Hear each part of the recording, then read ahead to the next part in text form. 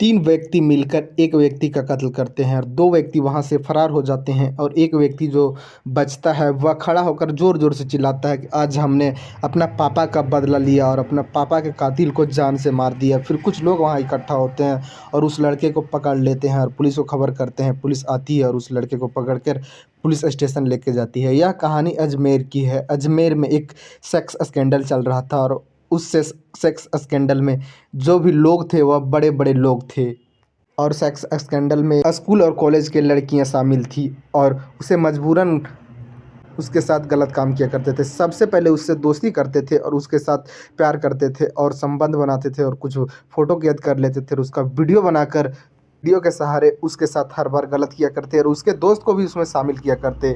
धीरे-धीरे 1992 का यह कहानी है और उस वक़्त इतना ज़्यादा वीडियो डेवलप नहीं था, लेकिन फ़ोटो के माध्यम से ही कई फ़ोटो को जोड़कर एक वीडियो बनाया जाता था और यह वीडियो कोई आम आदमी नहीं बना सकता था, यह स्टूडियो में बना करता था और ये सारा जो फ़ोटो था वह स्टूडियो जाता था और वहाँ वह स्टूडियो का स्टाफ उस फ़ोटो को जोड़-जोड़ कर एक वीडियो तैयार करती थी और फिर उन लोग को देती थी जो सेक्स स्कैंडल चलाते थे। लेकिन उस वीडियो में से कुछ वीडियो उस स्टूडियो में रह जाता था और उस स्टूडियो वालों को इंसानियत जगता है और वह एक मदन सिंह नाम के जर्नलिस्ट था, उसको ये कुछ वीडियो दे देता है और वह मदन सिंह जो था वह एक लहरों की बरखा में जर्नलिस्ट के काम किया करते थे और जब यह वीडियो उसके हाथ लगता है तब वह अपना पेपर में इसे छापना चालू करता है। जब इसे छापना चालू करता है वह जर्नलिस्ट, तब से उसका अखबार तेज़ी से बिकने लगता है और फिर वह जो मदन सिंह था वह इस स्टोरी में दिलचस्पी दिखाता है और इसके तह तक जाने की कोशिश करता है। लेकिन जब मदन सिंह को पता चलता है कि इसमें बड़े-बड़े लोग का हाथ है,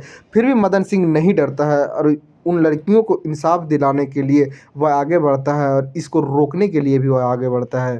एक दिन मदन सिंह अपने घर से निकलता है ऑफिस जाने के लिए और वह पहले पेट्रोल पंप जाता है, वहाँ पेट्रोल भराता है और पेट्रोल भराने के बाद ऑफिस जा रहा था तभी रास्ते में एक फोर व्हीलर गाड़ी आता है और मदन सिंह को रुकवाता है और मदन सिंह के ऊपर गोली चलने लगता है। मदन सिंह बचने के लिए वहीं एक नाला होता है, उस नाले में कूद जाता है। उसके बाद शूटर वहाँ से भाग जाते हैं। फिर कुछ लोग आते हैं, मदन सिंह को बाहर निकालते हैं और वहीं एक जवाहरलाल नेहरू हॉस्पिटल होता है, वहाँ मदन सिंह को एडमिट किया जाता है। मदन सिंह 6 दिन तक उस हॉस्पिटल में एडमिट होते हैं और 6 दिन में उनका हालत काफ़ी ज़्यादा सुधार होता है। सातवां दिन के रात के वक्त मदन सिंह के साथ उसकी माँ होती है। रात के वक्त 3 लोग आते हैं और मदन सिंह के ऊपर 5 गोली चलाते हैं। मदन सिंह की वहीं मौत हो जाती है।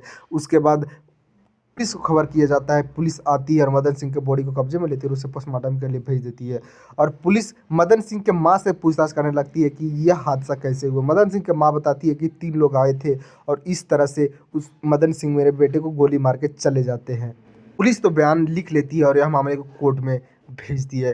कोर्ट भी ऐसे पर बिक जाती है और मदन सिंह के कातिलों, जो कि वहाँ के पूर्व एक्स काउंसलर सवाई सिंह और राम कुमार जयपाल, जो कि वहाँ के विधायक होते हैं, और एक नरेंद्र सिंह और कई लोग इसमें और शामिल थे। लेकिन कोर्ट में भी पुलिस को छानबीन करने की इजाज़त देती है।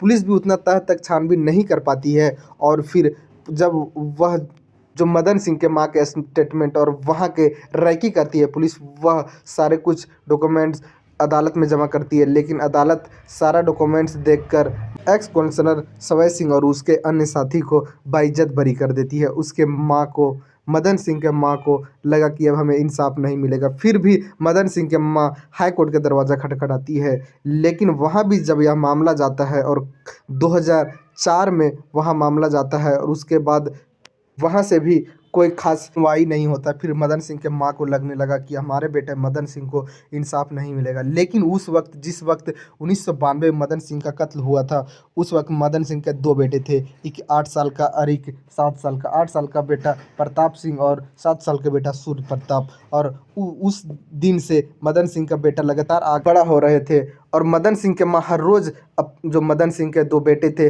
उन लोग को बोला करती थी कि मदन सिंह का जो कत्ल हुआ है वह ये लोग किए हैं और अपने बेटे को इंसाफ दिलाना ज़रूरी है। अपने और प्रताप और सूर्य प्रताप से बोला करती थी कि तुम्हें अपना पापा का बदला लेना होगा, यानी कि सवाई सिंह और उनके अन्य साथी को मारना होगा। उसके बेटे लोग जैसे बड़ा हो रहे थे वैसे वैसे बदले के आग में जल रहे थे। एक दिन इसी सवाई सिंह के दोस्त को वही प्रताप और सूर्य प्रताप काफ़ी ज़्यादा मारपीट करते हैं और पैर हाथ टूटने से कई दिन हॉस्पिटल में रहने के बाद उसका मौत हो जाता है। एक बार एक व्यक्ति पर और सूर्य प्रताप और प्रताप हमला करते हैं, लेकिन उस दिन उसका किस्मत ठीक होता है और वह वहाँ से बच भाग जाता है। और फिर तीसरा जो हमला था वह सवाई सिंह पर था। सवाई सिंह का बेटी का शादी था 10 जनवरी 2023 को, और वह अपने दार में कार्ड बांटने के लिए निकला था। 7 जनवरी 2023 का दिन था, दोपहर का वक्त था। सवाई सिंह घर की ओर लौट रहा था, उसी वक्त उसे भूख लग जाता है और एक रिजॉर्ट में रुकता है